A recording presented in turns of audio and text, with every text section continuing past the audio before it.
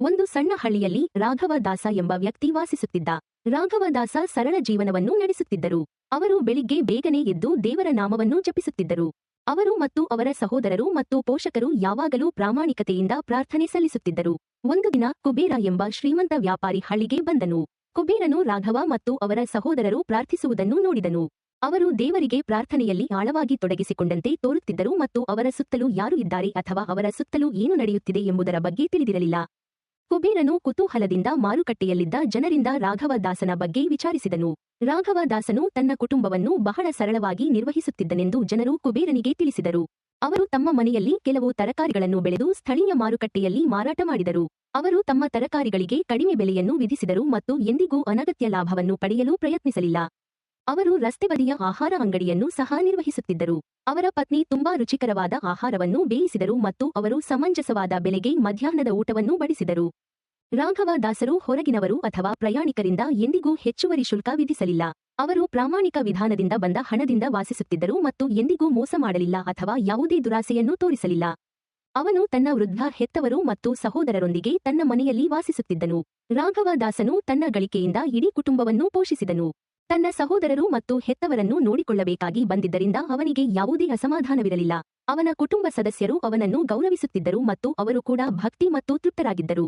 ರಾಘವದಾಸನು ದೇವರ ಮೇಲಿನ ಅಚಲ ಭಕ್ತಿಗೆ ಹೆಸರುವಾಸಿಯಾಗಿದ್ದನು. ಅವನಿಗೆ ಯಾವುದೇ ಸಂಪತ್ತು, ಅಧಿಕೃತ ಸ್ಥಾನ ಅಥವಾ ಕೆಲಸ ಮತ್ತು ಯಾವುದೇ ಪ್ರಭಾವವಿರಲಿಲ್ಲ. ಆದರೆ ಅವನು ಅದಕ್ಕಿಂತ ಹೆಚ್ಚಿನದನ್ನು ಹೊಂದಿದ್ದನು. ಪ್ರೀತಿ ಮತ್ತು ನಮ್ರತೆಯಿಂದ ತುಂಬಿದ ಹೃದಯ.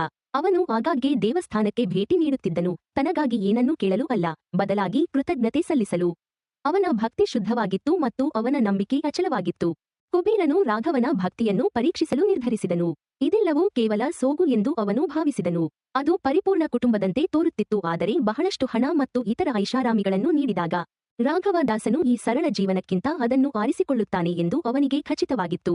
ವ್ಯಾಪಾರಿ ಕುಬೇರನು ರಾಘವದಾಸನಿಗೆ ದೊಡ್ಡ ಮೊತ್ತದ ಹಣವನ್ನು ನೀಡಿದನು.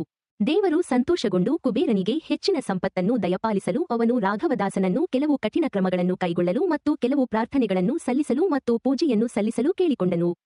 ರಾಘವದಾಸನು ಹಣವನ್ನು ಸ್ವೀಕರಿಸಲಿಲ್ಲ. ಕುಬೇರನು ತನ್ನ ಪ್ರಾರ್ಥನೆಗಳು ಫಲಿಸುತ್ತವೆಯೇ ಎಂದು ಖಚಿತವಿಲ್ಲದ ಕಾರಣ ರಾಘವದಾಸನು ನಿರಾಕರಿಸುತ್ತಿದ್ದಾನೆ ಎಂದು ಭಾವಿಸಿದನು.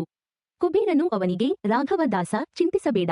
ಪ್ರಾರ್ಥನೆಗಳು ಮತ್ತು ತಪಸ್ಸುಗಳು ಮತ್ತು ಪೂಜೆಗಳು ಫಲಿಸದಿದ್ದರೂ ನೀವು ಇನ್ನೂ ಹಣವನ್ನು ಇಟ್ಟುಕೊಳ್ಳಬಹುದು.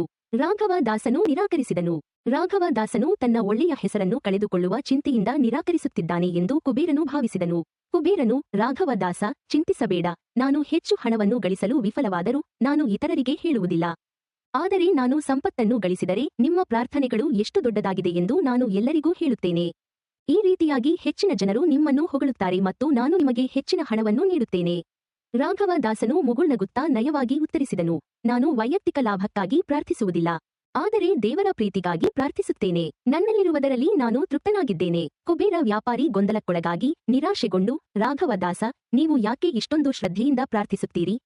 ಅದು ನಿಮ್ಮ ಸ್ವಂತ ಲಾಭಕ್ಕಾಗಿ ಅಥವಾ ನಿಮ್ಮ ಕುಟುಂಬ ಸಂತೋಷವಾಗಿರಲು ಎಂದು ನನಗೆ ಖಚಿತವಾಗಿದೆ. ನಿಮಗೆ ಕುಟುಂಬವಿದೆ ಮತ್ತು ಹಣದ ಅವಶ್ಯಕತೆಯಿದೆ, ದಯವಿಟ್ಟು ನನ್ನ ಪ್ರಸ್ತಾಪವನ್ನು ಸ್ವೀಕರಿಸಿ ಎಂದು ಕೇಳಿದನು. ರಾಘವದಾಸರು ಅವರ ಮುಂದೆ ನಮಸ್ಕರಿಸಿ ನಮ್ರತೆಯಿಂದ ಹೇಳಿದರು, ನಾನು ಯಾವುದೇ ಭೌತಿಕ ಪ್ರಯೋಜನಗಳಿಗಾಗಿ ಪ್ರಾರ್ಥಿಸುವುದಿಲ್ಲ. ದೇವರು ನನಗೆ ನೀಡಿರುವ ಎಲ್ಲದಕ್ಕೂ ನನ್ನ ಹೃದಯವು ಕೃತಜ್ಞತೆಯಿಂದ ತುಂಬಿರುವುದರಿಂದ ನಾನು ಪ್ರಾರ್ಥಿಸುತ್ತೇನೆ. ನನ್ನ ಜೀವನ, ನನ್ನ ಶಾಂತಿ, ನನ್ನ ಆರೋಗ್ಯ ಮತ್ತು ನನ್ನ ಕುಟುಂಬವು ನನಗೆ ನೀಡುವ ಪ್ರೀತಿಗಾಗಿ ನಾನು ದೇವರಿಗೆ ತುಂಬಾ ಧನ್ಯವಾದಗಳನ್ನು ಅರ್ಪಿಸುತ್ತೇನೆ. ಒಬ್ಬ ಭಕ್ತನು ವಸ್ತುಗಳನ್ನು ಗಳಿಸಲು ಭಕ್ತಿಯನ್ನು ಅಭ್ಯಾಸ ಮಾಡಬಾರದು, ಆದರೆ ದೇವರಿಗೆ ತನ್ನ ಹೃದಯಪೂರ್ವಕ ಪ್ರೀತಿಯನ್ನು ನೀಡಲು ಆಳವಾಗಿ ಪ್ರಾರ್ಥನೆಗಳನ್ನು ಸಲ್ಲಿಸಬೇಕು. ದೇವರು ನನಗೆ ಹೆಚ್ಚಿನ ಐಷಾರಾಮಿತನವನ್ನು ಹೊಂದಬೇಕೆಂದು ಬಯಸಿದರೆ ನಾನು ಕೇಳದೆಯೇ ದೇವರು ಅವುಗಳನ್ನು ಒದಗಿಸುತ್ತಾನೆ. ಭಕ್ತಿಗೆ ಬದಲಾಗಿ ನಾನು ಏನನ್ನಾದರೂ ತೆಗೆದುಕೊಳ್ಳಲು ಪ್ರಯತ್ನಿಸುವುದಿಲ್ಲ.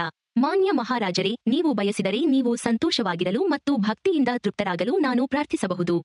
ಆದರೆ ಈ ಪ್ರಾರ್ಥನೆಗಳನ್ನು ಮಾಡಲು ನನಗೆ ಯಾವುದೇ ಪ್ರತಿಫಲ ಬೇಕಾಗಿಲ್ಲ. ಒಳ್ಳೆಯದನ್ನು ಮಾಡಲು ಹಣವನ್ನು ತೆಗೆದುಕೊಳ್ಳುವುದು ಸರಿಯಾದ ಕೆಲಸವಲ್ಲ. ದೇವರು ನನಗೆ ಮತ್ತು ನನ್ನ ಕುಟುಂಬಕ್ಕೆ ನಮಗೆ ಬೇಕಾದುದನ್ನು ನೀಡುತ್ತಾನೆ. ನಾವು ಹಣಕ್ಕಾಗಿ ನಮ್ಮ ಮೌಲ್ಯಗಳನ್ನು ರಾಜಿ ಮಾಡಿಕೊಳ್ಳುವುದಿಲ್ಲ.